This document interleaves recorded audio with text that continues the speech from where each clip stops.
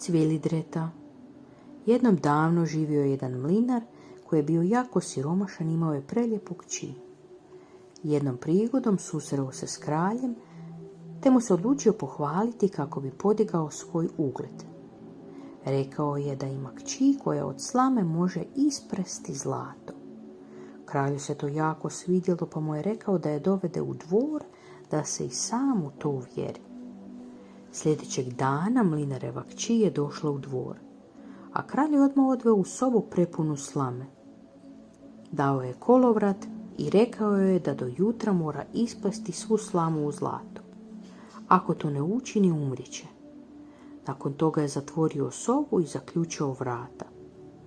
Djevojka je bila očajna, jer nije znala kako će od slame ispresti zlato. Jako se odbojala, a od očaja i zaplakala. No najednom se otvore vrata sobe, a u nju uđe maleni čovječuljak. Upitao je zašto plače, a kad mu je ona sve ispričala, on je odluči ponuditi da umjesto nje sve to učini. Ali ipak tražio je nešto za uzvrat. Djevojka mu je na to ponudila svoju ogrlicu. Čovječuljak je odlučio prihvatiti ogrlicu, sjeo je za vreteno i stao presti. Do jutra je sva slama bila ispredena u zlato. Kad se kralj pojavio, nije mogao vjerovati što vidi. Jako se razveselio, a u njemu se rodila još veća pohlepa za zlatom. Odlučio je djevojku odvesti u još veću sobu gdje je bilo još više slame i naredio je joj do jutra da isprede sve u zlato ako želi živjeti. Djevojka je ponovno briznula u plać, a na vratima se pojavio čovječuljak. Ponovno je ponudio da isprede svu slamu u zlato ako mu ona nešto pokloni za uzvrat. Djevojka mu je ovog puta odlučila pokloniti svoj prsten. Čovječuljak je pristao i do jutra je cijela soba bila prepuna zlata. Kad je kralj ugledao sve to zlato, nije mogao vjerovati svojim očima. Odlučio je djevojku odvesti u još veću sobu prepunu slame. A ako uspije i to ispresti do jutra u zlatu, rekao je da će oženiti. Razmišljao o tome da sigurno neće naći bogatiju ženu, iako je ona samo mlinareva kći. Kada je djevojka ostala sama u sobi, pojavio se ponovno čovječuljak koji je opet upitao što će mu dati ako je pomogne. Ali ona je rekla da mu više nema što zadati. Čovječuljak joj na to predloži da mu ona da svoje dijete kada rodi. Djevojka nije znala što će se kasnije dogoditi, ali sada je trebala pomoć pa odluči pristati na njegovu nagodbu. Sljedećeg jutra pojavio se kralj i ugledao zlato koje je htio. Bio je oduševljen i odmah je odlučio ugovoriti vjenčanje s mlinarevom kćerkom.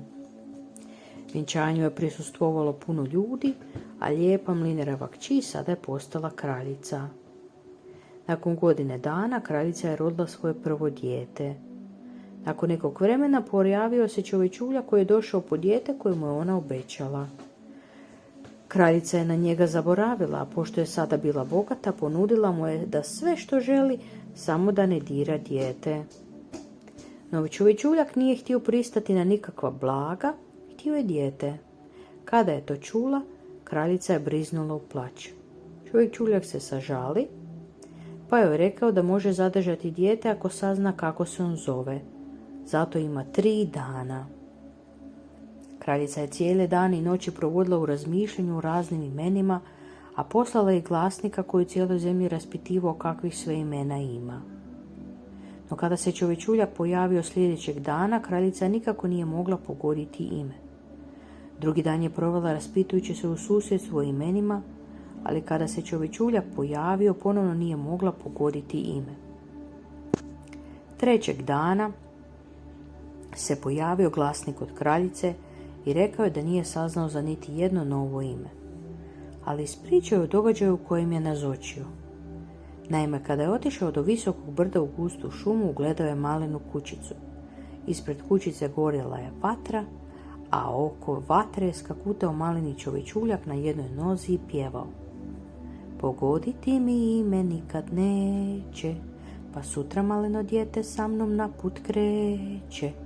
ne može nikako da odgonetne, da je moje ime Cvilidreta. Kraljica se silno obradovala kad je čula za to ime. Malo nakon toga pojavio se čovječuljak i po 3. put je upitao kako se zove. Kraljica nije odmah htjela otkriti da zna kako se zove, pa je prvo pogađala s drugim imenima. Čovječuljak se veselo smijuljio govoreći da se on tako ne zove. Na kraju je kraljica upitala zove li se on možda Cvilidreta, a čovječuljak je pobjesnio. Nije mogao vjerovati da je kraljica otkrila njegovo ime. Bio je jako bijesan, urlao je, a od bijesa je desnom nogom tako snažno lupio u zemlju da se cijelo njegovo tijelo zazibalo. Od bijesa je rukama uhvatio svoju lijevu nogu tako snažno da se njegovo tijelo prepolovilo na pola. I od onda više za njega se čulo nije, u zemlji nestao je. Čiča miča, gotova je priča.